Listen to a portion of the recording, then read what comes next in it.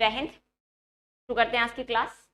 जैसा कि हमारी चर्चा का जो विषय था वो काव्य शास्त्र का एक बहुत इंपॉर्टेंट टॉपिक छंद, उस पर हमारी बात हो रही थी।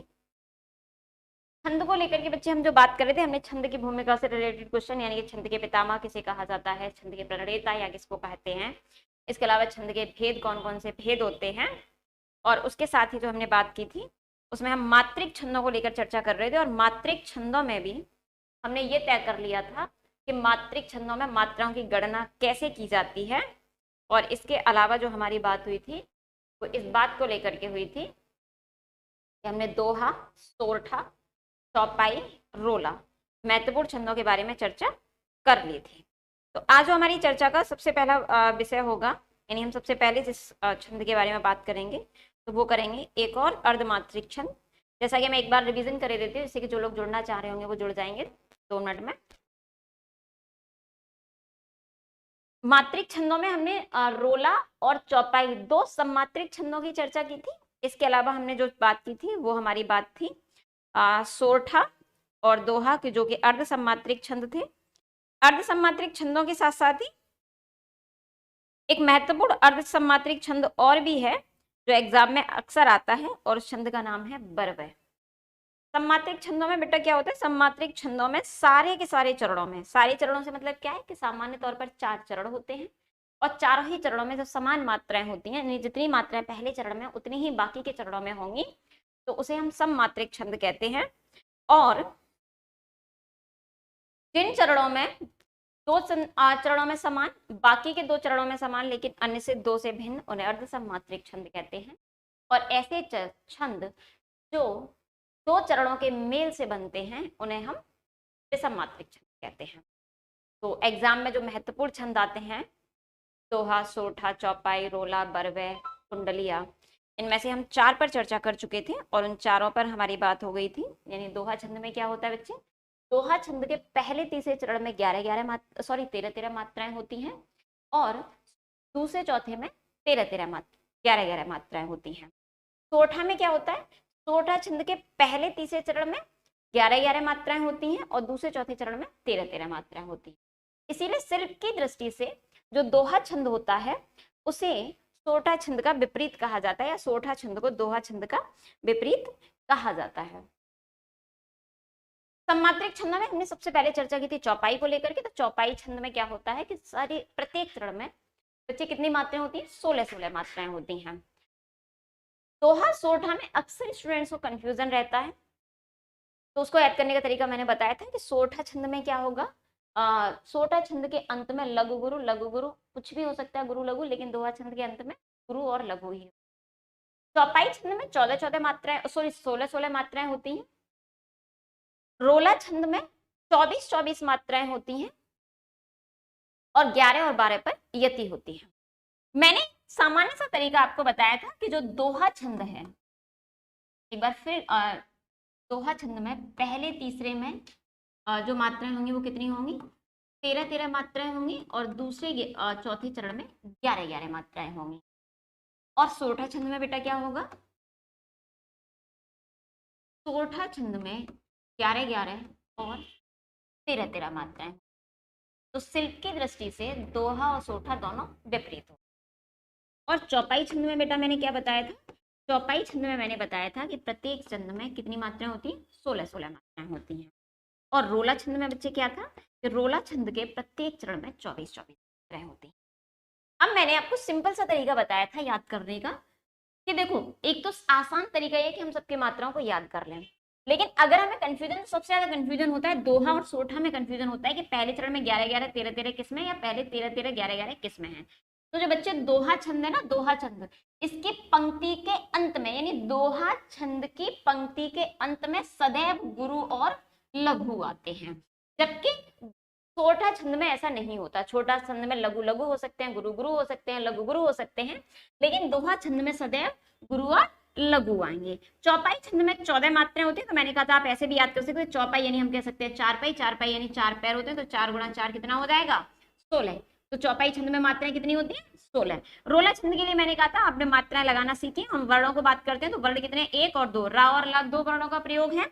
और मात्राएं इस पर गुरु होगी, इस पर गुरु होगी, यानी कितने, दो वर्ण हैं भाई, और 4 मात्राएं, तो कितनी मात्राएं हो जाएंगी, 24 मात्राएं। तो ये मैंने मात्राओं को याद करने का आसान तरीका बता दिया था, क्योंकि मात्राओं को यदि आप याद कर लेंगे तो आप छंद को आसानी से समझ पाएंगे, क्योंकि मात्राएं कैसे लगते हैं ये आप पहले ही सीख चुके थे। तो चलिए आज हम बात करते हैं बरवै छंद की। तो जो बरवै छंद है ना बेटा, वो भी आपका अर्ध सम्मात्रिक छंद होता है। कैसा छंद है बरवै छंद, अर्ध सम्मात्रिक। तो लिखो बेटा डेफिनेशन, हेडिंग डाल लो, बरवै।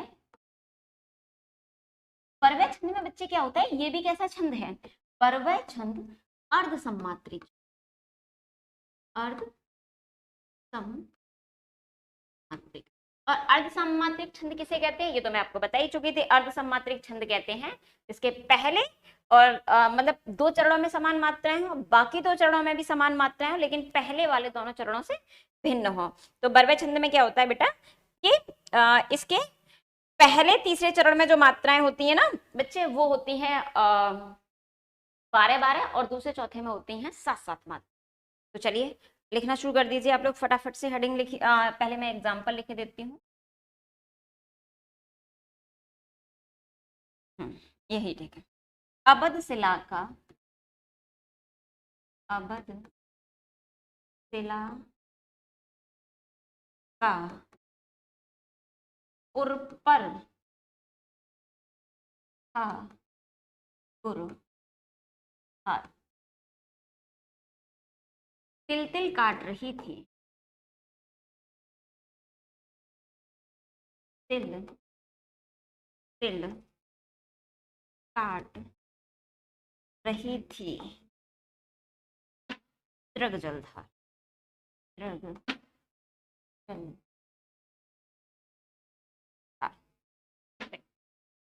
तो डेफिनेशन तो आप यूं फटाफट से याद कर लोगे, बस आपको मात्राएं आनी चाहिए। मात्रा मैं आपको पहले ही समझा चुकी हूँ।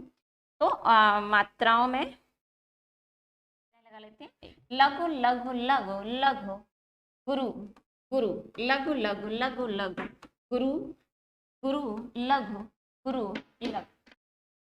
इसमें क्या होगा, लघु लघु लघु लघु गुरु, लघु लघु गुरु गुरु, लघु लघु लघु लघु गुरु, लघु। अब देखो आपको मात्राएं लगाना आती हैं, अर्धसम्मात्रिक छंद है। डेफिनेशन आप खुद याद करो। डेफिनेशन क्या है भाई, कोई डेफिनेशन नहीं है। 1 2 3 4 5 6 7 8 9 10 11 12। मैंने क्या कहा था, पहले दूसरे चौथे चरण में, पहले तीसरे चरण में 12-12 और दूसरे चौथे में 7-7 मात्राएं। यहाँ देखो 7 है कि नहीं है, 1 2 3 4 5 6 7 8। छोटी सी गलती मुझसे हो गई, यहाँ पर छोटे ऊ की मात्रा है तो लघु और लघु का प्रयोग होगा। तो मात्राएं हो गई कंफर्म। तो डेफिनेशन क्या है कि बरवै छंद अर्धसम्मात्रिक छंद है, उसके पहले तीसरे चरण में 12-12 और दूसरे चौथे चरण में 7-7 मात्राएं होती है। तो फटाफट से डेफिनेशन आप लिख चुके हैं, और डेफिनेशन के साथ साथ फटाफट से एग्जाम्पल लिख लीजिए और मात्राएं लगा लीजिए। उसके बाद हम आगे बढ़ते हैं।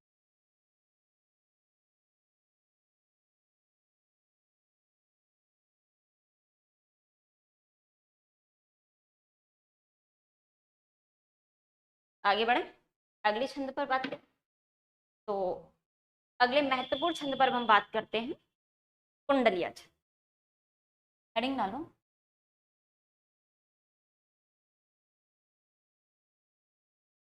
कुंडलिया छंद।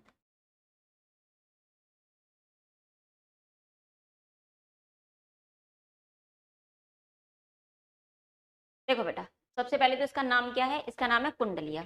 कुंडली किसे कहते हैं पहले तो मुझे ये बताओ। कुंडली कहते हैं सांप कुंडली मार के बैठता है।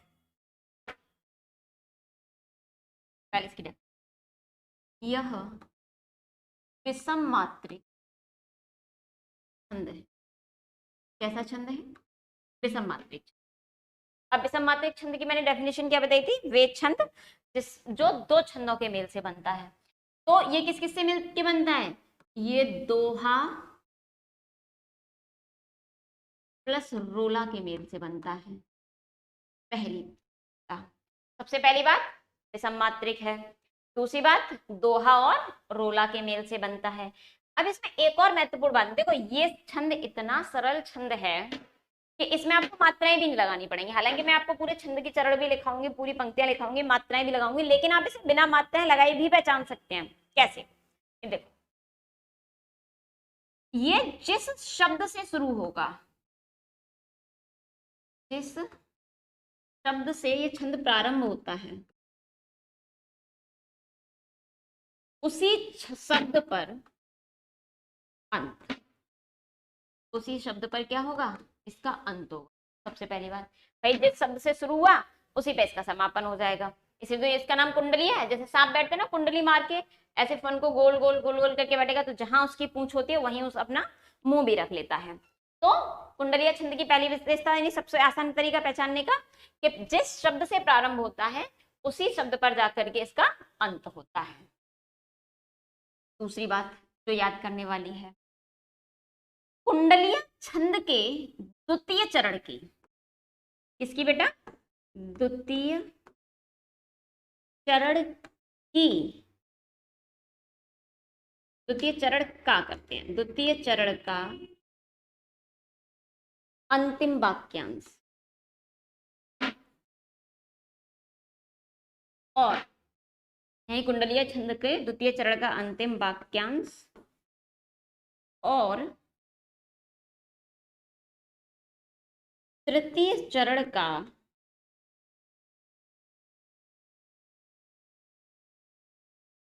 प्रथम वाक्यांश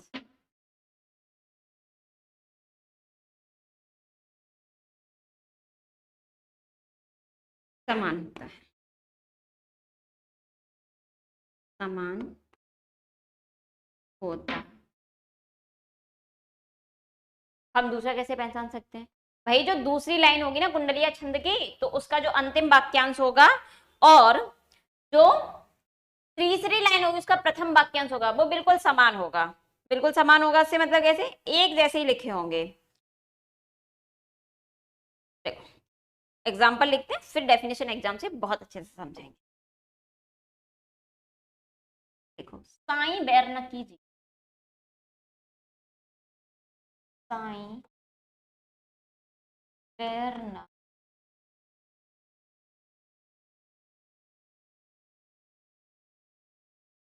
बैर न कीजिए गुरु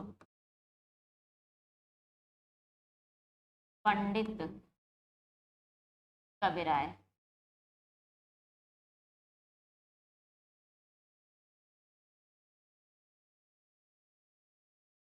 साई बैर न कीजिए कभी यार कबीराय, कभी और यार।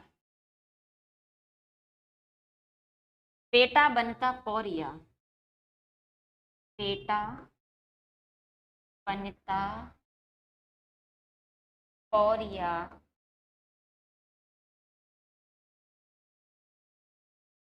यज्ञ करावन हार, कराव हार, यज्ञ करावन हार, करावन हार। राजमंत्री जो होए, राजमंत्री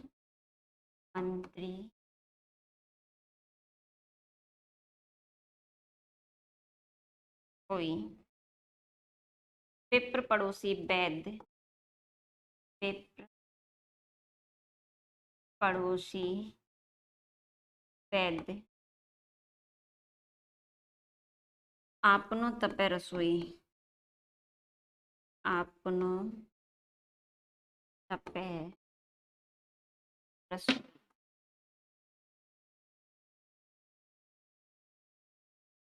कह कबीर धर गिव, कहे गिरधर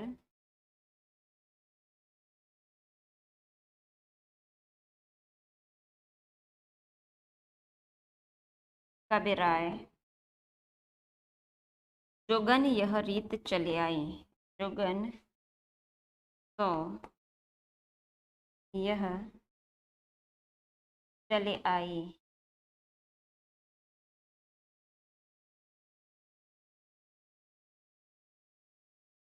आई, इन 13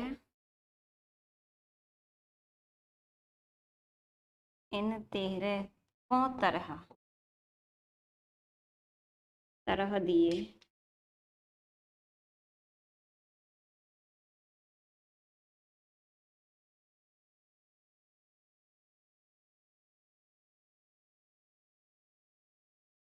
तरह दिए बन आवे साई, बन आवे साई। देखो देखो, अब पहले एक बार बैक होते हैं। मैंने आपसे कहा था कि कुंडलीय छंद ऐसा छंद है कि अगर ये एग्जाम में आ गया मथुरा में, चलिए फिजूल की चर्चाएं शुरू होगी, कहाँ पर है, पाकिस्तान से है, साइंस स्टडी। चलिए देखो, कुंडलीय छंद में मैंने बताया था कि पहली चीज ये विषम मात्रिक छंद है। विषम मात्रिक का मतलब होता है जो दो छंदों के मेल से बनता है। दो छंदों का मेल किस किस से बना है, दोहा और रोला के मेल से बना है। तो बच्चे दोहा छंद में कितनी मात्राएं होती हैं, 13 13 और 11 13 13 का मतलब क्या हो गया, पहले तीसरे चरण में 13 13 मात्राएं होंगी, दूसरे चौथे चरण में 11 11 मात्राएं होंगी। रोला में कितनी होंगी, रोला में 24 24 मात्राएं होंगी, 11 12 पर यति होगी। पहली बात ये मात्राएं लगा के समझेंगे। दूसरी बात मैंने कहा था जिस शब्द से प्रारंभ होता है उसी शब्द पे अंत होता है। तो देख लो भैया एग्जाम्पल फटाफट से, कहां से शुरू हुआ, साई, कहां पर समाप्त हुआ, साई, कौन सा छंद हो जाएगा, कुंडलीय छंद। एक और डेफिनेशन मतलब एक और तरीका बताया था कि द्वितीय चरण का अंतिम वाक्यांश और तृतीय चरण का प्रथम वाक्यांश कैसा होता है, समान होता है। तो चलो भाई देखो एग्जाम्पल में, दूसरी लाइन कहाँ है, ये रही भाई, यज्ञ करावन हार, और तीसरी पंक्ति क्या है, यज्ञ करावन हार। यानी कि जो आपका कुंडलीय छंद है इसमें अगर ये एग्जाम में आता है, एग्जाम्पल से आता है, तो आपको मात्राएं लगाने में भी समय वेस्ट नहीं करना है। सिर्फ पहला शब्द देख लेना, अंतिम शब्द देख लेना। देखो इसका नाम भी कुंडलिया इसीलिए रखा गया है क्योंकि आपने देखा होगा जो सांप होता है ना, सांप कुंडली मार के बैठा होता है, वहां पर आपने देखिए सांप कुंडली मारी, जहां से उसने पूंछ को गोल गोल करना शुरू किया वहीं आकर के वो अपना फन भी रख लेता है। तो भाई देखो जहां से शुरू हुआ है साई से, और साई पर ही जाकर क्या हुआ है, खत्म हुआ है। इतनी सी बात समझ में आ गई, हाँ या ना। और दूसरी बात, दूसरा तरीका बता दें कि दूसरी लाइन का जो अंतिम वाक्यांश होगा यज्ञ करावन हार, और तीसरी लाइन का जो प्रथम वाक्यांश होगा यज्ञ करावन हार, वो क्या है, समान है। अब समझ लेते हैं इसके अर्थ को कि साई बैर ना कीजिए। देखो मैंने बताया था रीतकाल के कवि हुए थे, नीत कवि जिन्हें माना जाता था, कवि गिरधर, जिनको कविराय की उपाधि मिली थी। तो वो ये कहते हैं कि भाई जीवन में 13 लोगों से क्या नहीं करनी चाहिए, झगड़ा नहीं करना चाहिए। किस किस से नहीं करना चाहिए, साई बैर ना कीजिए भाई, बैर मत करो। किससे, गुरु, पंडित, कवि, यार। गुरु से बैर मत करो। गुरु से बैर कर लिया, मान लो पढ़ा दिया कि सोठा में होती हैं 24 मात्राएं और रोला में होती हैं 11 13, तो बस हो गया काम।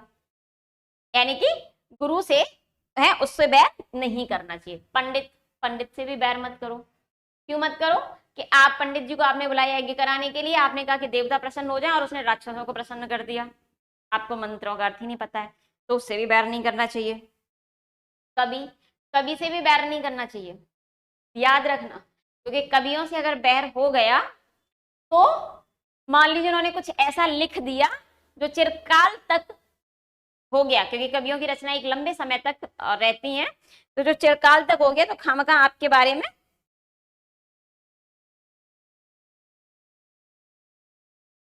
फिर सदियों तक जिंदा बनी रहे आपकी बुराई। ऐसे बहुत सारे एग्जाम्पल। यार, मित्र, मित्र से तो भाई बिल्कुल झगड़ा नहीं करना चाहिए, क्योंकि मित्र ही होते हैं जिनके पास आपके सारे राज छुपे हुए होते हैं। तो अगर आपने झगड़ा कर लिया तो पता चले आपके जो राज थे वो बता दिया। बेटा, पुत्र से भी बैर नहीं करना चाहिए। क्यों नहीं बैर करना चाहिए पुत्र से, क्योंकि मान लीजिए आपने पुत्र से झगड़ा कर लिया और उससे बैर कर लिया, अब जब आप समर्थ हैं, समर्थ से मतलब क्या है कि जब आप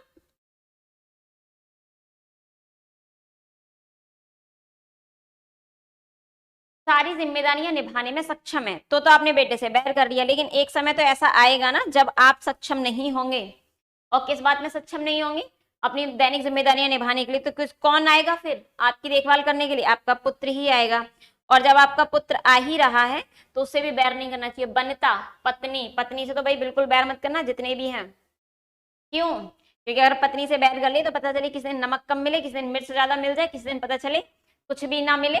और ये भी हो सकता है कि अगर मिल भी जाए किसी कारणवश, तो जैसे आप खाना खाने बैठे, टेंशन शुरू, छोटा बच्चा उसको पीट दिया तो खामका दिक्कत हो जाएगी। तो पत्नी से तो भाई बिल्कुल बैर मत करना जितने भी मेल पर्सन हैं, क्योंकि कुछ चीजें कंट्रोल में होती नहीं है।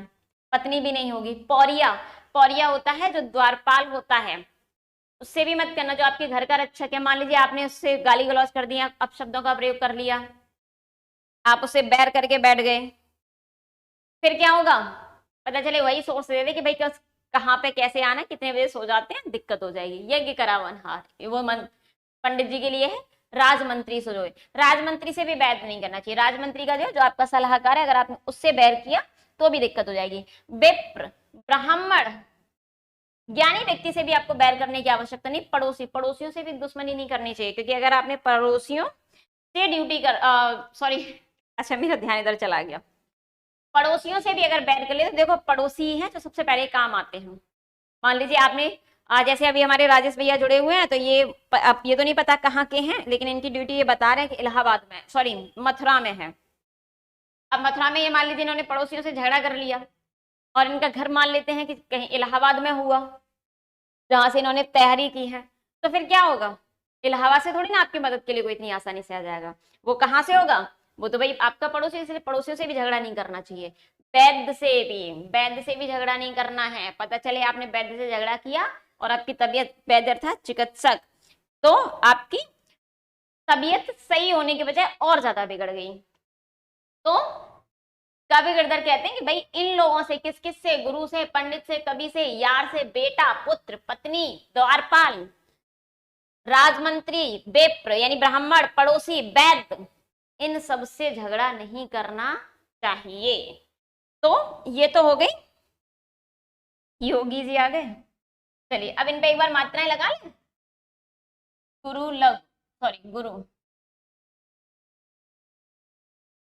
क्योंकि हमने कहा था ये दोहा और रोला से मिलकर बना है, तो इस मानक पर भी खरे उतर लेते हैं कि कैसे ये दोहा और रोला है।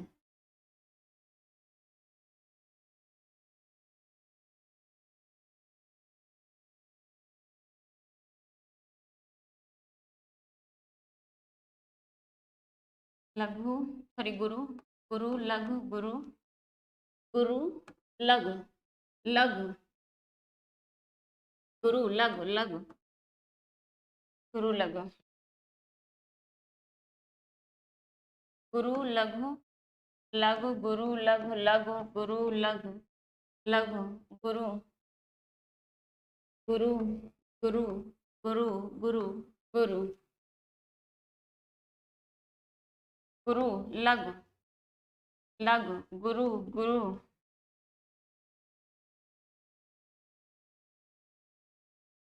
गुरु लघु, गुरु लघु, गुरु लघु, गुरु लघु, गुरु, गुरु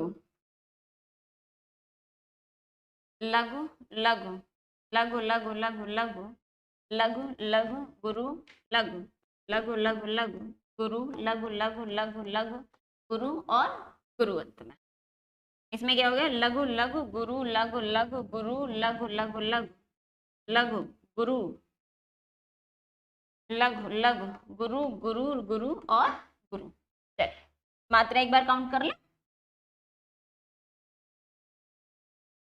2 और 2 4 और 2 6 7 8 9 10 11 12 13। तो बच्चे पहले में कितनी मात्रा है? पहले चरण में 13। दूसरे चरण को पकड़े, 1 2 3 4 5 6 7 8 9 10 11। दोहा में कितनी मात्राएं होती हैं? दोहा में होती हैं पहले चरण में 13 और दूसरे चरण में 11 मात्राएं। तो इस पंक्ति को भी काउंट कर लेते हैं। 2 और 2 4 5 6 7 8 9 10 11 12 13। इसमें भी कितनी मात्राएं? 13। 3 4 5 6 7 8 9 10 11। यहाँ भी कितनी मात्राएं? 11। अब पहले चरण किसका होता है? दोहा का। दोहा के मानक पर खरा उतरने के लिए पहले तीसरे में 13 13, दूसरे चौथे में 11 11। दूसरा 2 चरणों के मिल से बनता है किसके से? दोहा से और रोला से। तो रोला की बात कर लेते हैं। रोला में क्या होता है? 11 12 पे यति होती है और 24 मात्राएं होती हैं। तो 3 4 5 6 7 8 9 10 11 12 13 14 15 16 17 18 19 20 21 22 23 24। बाकी की मात्राओं में भी आप काउंट कीजिएगा, 24 24 मात्राएं आएंगी। तो दोहा छंद कैसा है? सबसे सरल छंद है, सॉरी कुंडलिया छंद।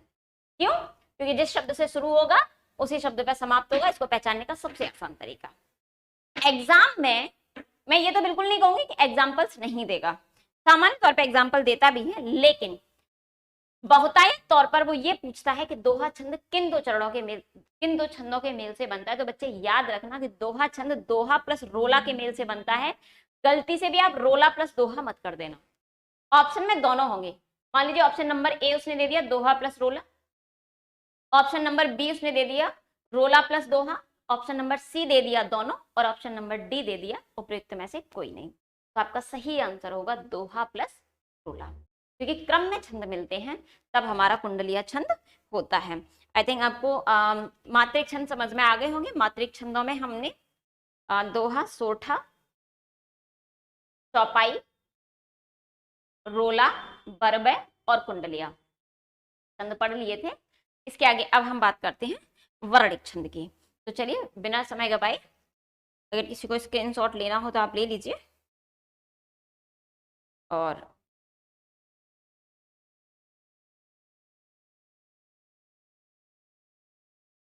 हेडिंग डाल लीजिए वर्णिक छंद।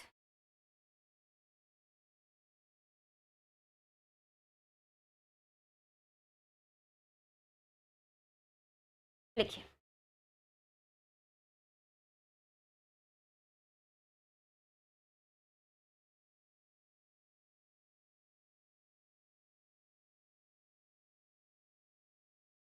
वर्णिक। देखो वर्णिक छंद में, वर्णिक छंद में वर्णों की गणना की जाती है। मैम मुझे बात करनी है आपसे। ठीक है बेटा, कर लेना।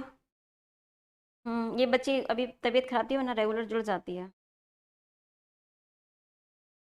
वर्णिक छंद में वर्णों की गणना की जाती है। तो लिखो वर्णिक छंद में वर्णों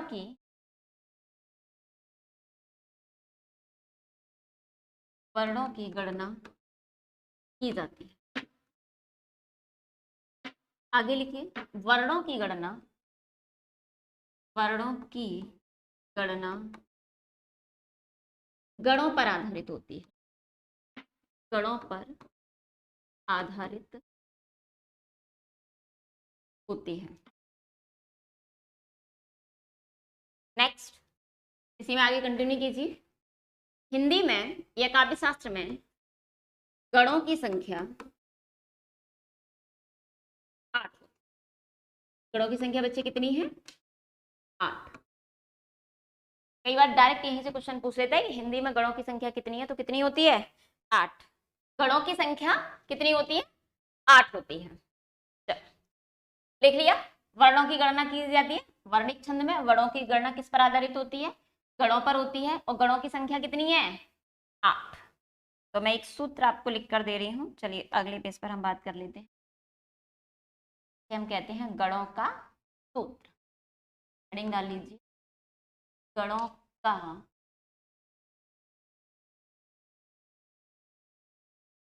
ये सूत्र बहुत इंपॉर्टेंट है। और सूत्र क्या है? यमाता राजभान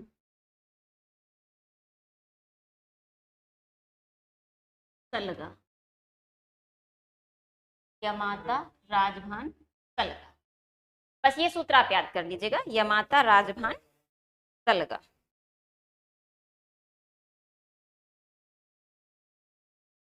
अब देखो गण कितने हैं?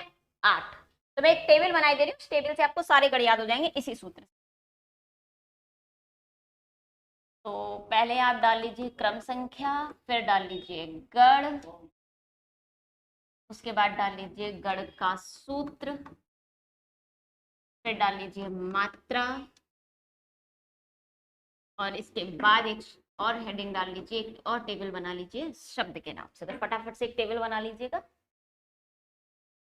मैं इसको चलो मैं कर ही देती हूँ।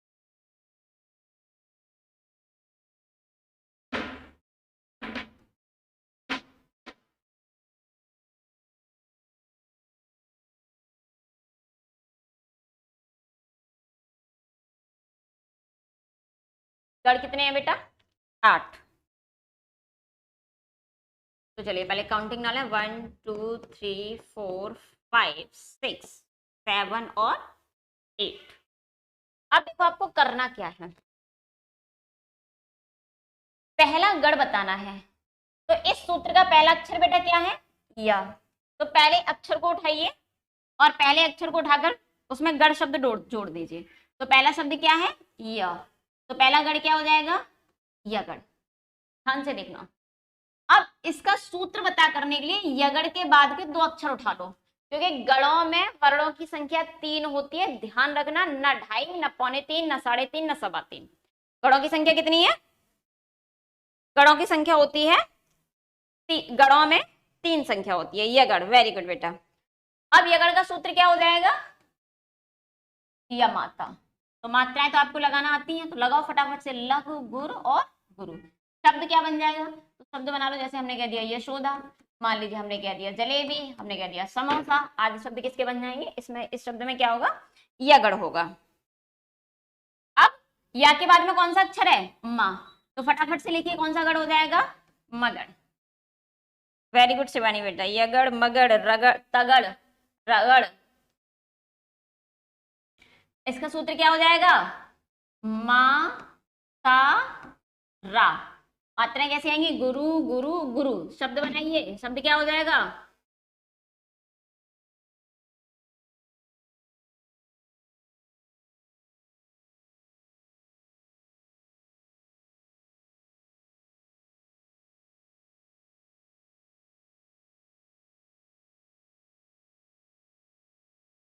लो हमने एक शब्द लिख लिया, केलाना। ठीक। अब अगला गढ़ कौन सा होगा? तगड़। तगड़ का सूत्र क्या हो जाएगा भाई? तगड़ है, इसके बाद के शब्द उठा लो तो क्या हो जाएगा? ताराज। मात्राएं कैसे आ जाएंगी? गुरु गुरु लग। शब्द क्या बन जाएगा? आदेश।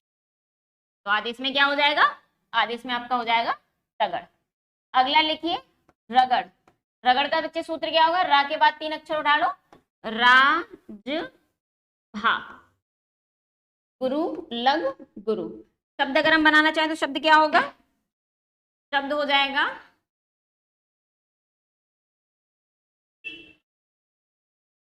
देवता। देवता में कौन सा गढ़ हो जाएगा? देवता में हमारा हो जाएगा रगड़। अब रगड़ के बाद कौन सा आएगा? जगड़। और जगड़ का सूत्र क्या होगा? जभान। मात्रा कैसे होगी? लघु गुरु लघु। शब्द क्या हो जाएगा?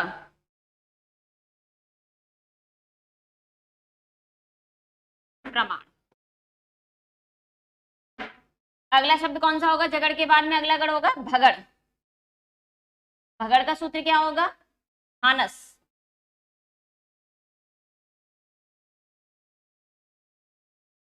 मात्राएं क्या होंगी? गुरु लघु लघु। शब्द क्या हो जाएगा?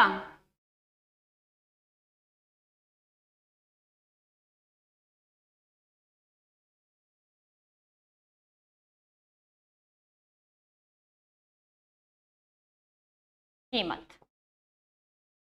अगले गढ़ की अगर हम बात करें, भगड़ के बाद कौन सा गढ़ आएगा? नगड़। सूत्र क्या होगा? नस्ल। मात्राएं क्या होंगी? लघु लघु लघु। शब्द क्या हो जाएगा? गजल। अगला शब्द क्या होगा? सगड़। अगला गण होगा सगड़, और सूत्र क्या होगा, सलगा। मात्राएं कैसे होंगी, लघु लघु गुरु। शब्द क्या बनेगा,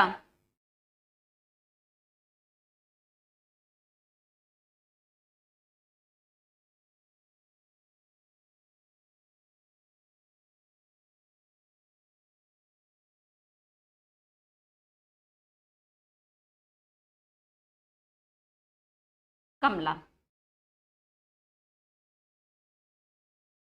अब देखो गढ़ कितने थे, 8, और हमने शब्द भी कितने लिए, 8, यानी य म यगड़ मगड़ तगड़ रगड़ जगड़ भगड़ नगड़ सगड़।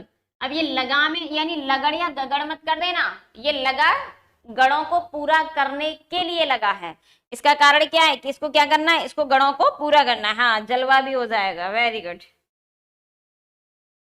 कम, अब इसको एक बार फिर से रिवीजन कर लेते हैं। इसके गणों की जो क्रम है या गणों में कितनी मात्राएं होती हैं, इसको याद करना बहुत जरूरी है। देखो सबसे पहली बात, वर्णिक छंद या जिन्हें वर्णिक वृत्त छंद कहते हैं, उसमें वर्णों की गणना की जाती है। वर्णों की गणना किस पर आधारित है बच्चे, तो वर्णों की गणना गणों पर आधारित है। हिंदी में गणों की संख्या कितनी है, 8, और प्रत्येक गण में वर्णों की संख्या, प्रत्येक गण में वर्णों की संख्या कितनी है, 3, ना 3.25, ना 3.25, ना 3.5, सिर्फ 3। इतनी सी बात क्लियर हो रही है। और सिर्फ 3 इसलिए कहेंगे क्योंकि जब भी हम गणों की गणना कर रहे हैं, वर्णों को काउंट कर रहे होते हैं, तो आधे अक्षर को काउंट ही नहीं करते हैं। इसीलिए मैंने कह दिया ना 3.25, ना ही 3.25 और ना 3.5। तो दो चीजें याद रखनी, पहला क्वेश्चन बनता है गणों की संख्या कितनी है, दूसरा क्वेश्चन बनता है गणों में वर्णों की संख्या कितनी है। दोनों अलग अलग है, गणों की संख्या 8 होती है, लेकिन गणों में वर्णों की संख्या 3 होती है। इसके बाद हमने बात करी कि गणों का सूत्र क्या होते हैं या गण कितने होते हैं। गण मैंने आपको पहले बता दिया, गण कितने होते हैं, 8 होते हैं। अब जब 8 गण हैं, तो उन 8 गणों में कौन कौन से हैं, इन सबको हम किससे याद कर सकते हैं, इन सबको हम सिर्फ एक सूत्र से याद कर सकते हैं, और वो सूत्र क्या है, यमाता राजभान सलगा। पहला एक अक्षर उठाइए, एक अक्षर लेकर के उसमें आपको क्या कर देना है, उसमें गण शब्द को जोड़ देना है।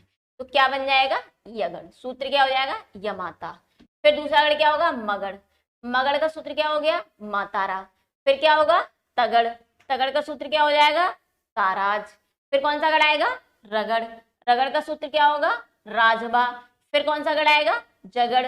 जगड़ का सूत्र क्या होगा, जभान। फिर क्या आएगा, भगड़। भगड़ का सूत्र क्या होगा, भानस। फिर क्या आएगा, नगड़। नगड़ का सूत्र क्या हो जाएगा, नसल। फिर आएगा स, तो सगड़, और सगड़ का सूत्र क्या होगा, सलगा। लेकिन लगड़ और गगड़ कोई गण नहीं होती, क्योंकि जो लगा शब्द है वो गणों के सूत्र को पूरा करने के लिए लगा हुआ है। तो आज हमने मात्रिक छंदों में बरवय और कुंडलिया की बात कर ली, और उसके बाद में वर्णिक छंदों की बात की। वर्णिक छंदों में गणों की गणना करना सीख लिया कि गणों की गणना कैसे की जाती है। तो आज की क्लास में इतना ही। कल हम वर्णिक छंदों को पढ़ेंगे और उसको समापन करेंगे। धन्यवाद।